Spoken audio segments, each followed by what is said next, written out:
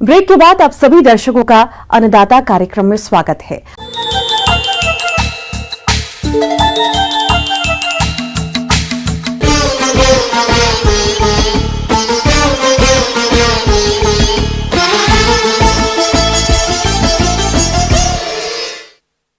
Anthurium एक सजावटी फूल है जिसकी मांग बड़े बड़े शहरों में काफी तेजी से बढ़ रही है और इस मांग को देखते हुए किसान पॉली हाउस में इसकी खेती करने लगे हैं। साथ ही इसकी खेती से अच्छी आय भी अर्जित कर रहे हैं। तो जो किसान इस लाभ को देखते हुए इसकी खेती करने जा रहे हैं वो किन किन वैज्ञानिक पहलुओं को अमल में लाएं, आइए जानते हैं कृषि विशेषज्ञ डॉक्टर रोहित कुमार मौर्य से।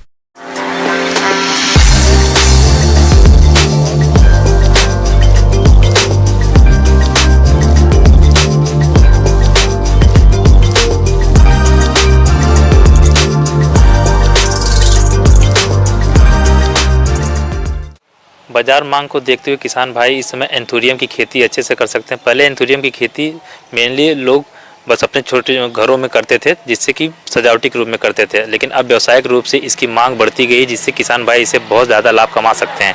पहले इसके फूल जो थे वो बिकते थे, फूल इसका 5 से 10 रुपए का बिकता था। अब इसके पौधे सहित जो जिसमें पत्तियां लगी हुई होती हैं वो 25 से 30 रुपए में एक फूल बिकता है। अगर इसको पॉट के रूप में हम डेवलप करके किसान भाई बेचते हैं बाजारों में, तो वो लगभग 250 से 300 रुपये प्रति पौधा पाट के रूप में बिकता है। इसका इसकी वैरायटी के जब हम चूज करते हैं या फिर सिलेक्शन करते हैं तो हमको विश्वसनीय संस्थान से भी इसकी वैरायटी को लेना चाहिए और या तो अपने खेतों में लगानी चाहिए। इसमें मेनली 3 प्रकार के या फिर 3 रंग के वैरायटीज होते हैं। पहला होता है रेड या लाल, दूसरा ऑरेंज, तीसरा व्हाइट। एंथूरियम फूल से अधिक लाभ मिले इसके लिए इसकी उन्नत प्रजातियों का चयन करना चाहिए।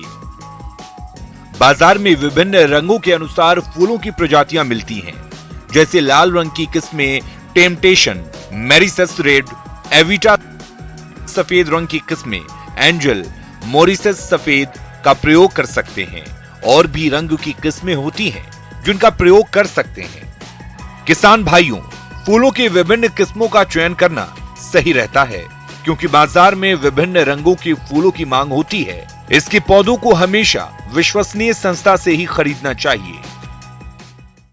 और अब इसके लिए अब हम बात करते हैं कि इसमें टेम्परेचर या फिर इसका कल्टीवेशन हम कैसे करते हैं। तो इसका कल्टीवेशन हम ओपन फील्ड में कर सकते हैं, लेकिन जनरली इसलिए नहीं कर सकते क्योंकि इसमें टेम्परेचर का बहुत एडवर्स इफेक्ट पड़ता है, जो विपरीत प्रभाव पड़ता है। इसके लिए जो हमारा फेवरेबल टेम्परेचर होता है वो होता है 15 से 28 डिग्री सेल्सियस। अगर 28 डिग्री सेल्सियस के ऊपर टेम्परेचर एक्सीड करता है तो इस पर उसका प्रतिकूल प्रभाव पड़ता है। तो इसलिए हम इसको पॉली हाउस में करते हैं या फिर नेट सेड हाउस में करते हैं। नेट सेड हाउस में करने से क्या होता है, 24 से 28 डिग्री सेल्सियस में इसका जो वेजिटेटिव ग्रोथ होता है बेहतर होता है और फ्लावर में कन्वर्ट हो जाता है इसके लीव्स। और इसमें जो ह्यूमिडिटी होती है पॉली हाउस या नेट हाउस में, उसको हम मेंटेन कर लेते हैं फॉगर से, जो 75 से 80% होता है।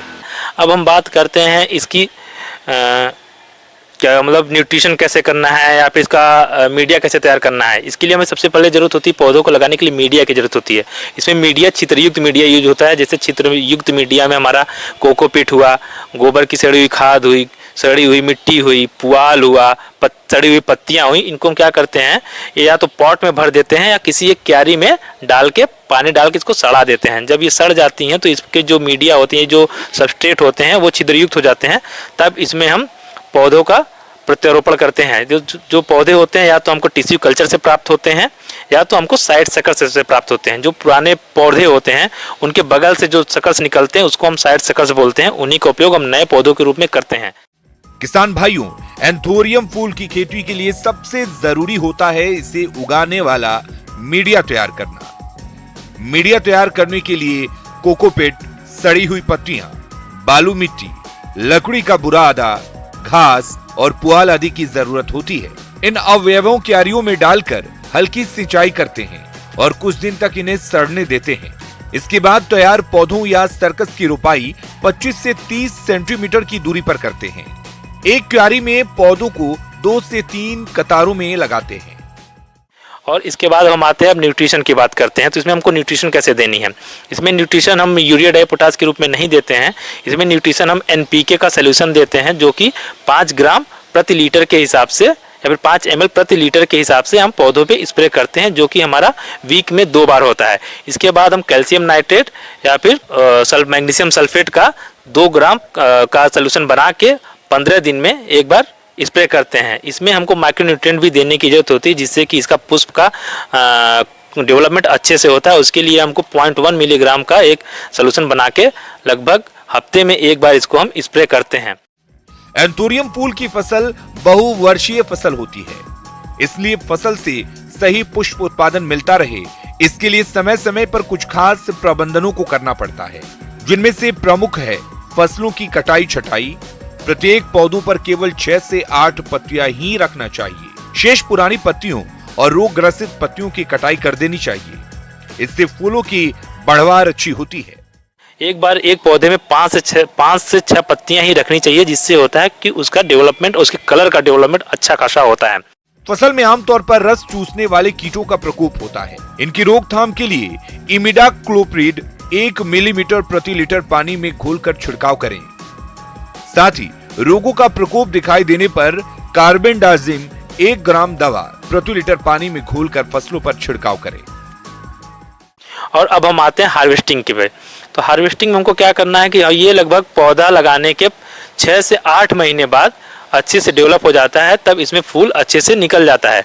जब हम पत्तियों के देखते हैं कि पत्तियों का कलर 1/3 रंग बदल जाए, तब हम इसको तोड़ने योग्य हो जाता है, तब हम इसको तोड़ सकते हैं या फिर इसके हार्वेस्ट कर सकते हैं।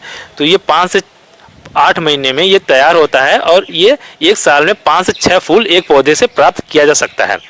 और ये जो हमारा पौधा होता है, एक बार लगाने के बाद ये 6 से 8 साल तक अच्छे से फ्लावर्स और उसकी लीव्स देता है। और अगर हम चाहें भी तो इसके नए नए पौधे इसी पुराने पौधे से साइड सकर से निकाल के मार्केट में बेच सकते हैं। और एक पौधे की कीमत हमारी होती है 250 से 300 रुपये, और एक फूल की कीमत होती है 25 से 30 रुपये। और इसके पत्तियों को भी हम सजावटी रूप में भी बेच सकते हैं, जिससे हमको एडिशनल इनकम प्राप्त होता है। आगे और भी है खेतीबाड़ी से जुड़ी हुई बहुत सी रोचक जानकारियां। यहां रुकेंगे एक और ब्रेक के लिए।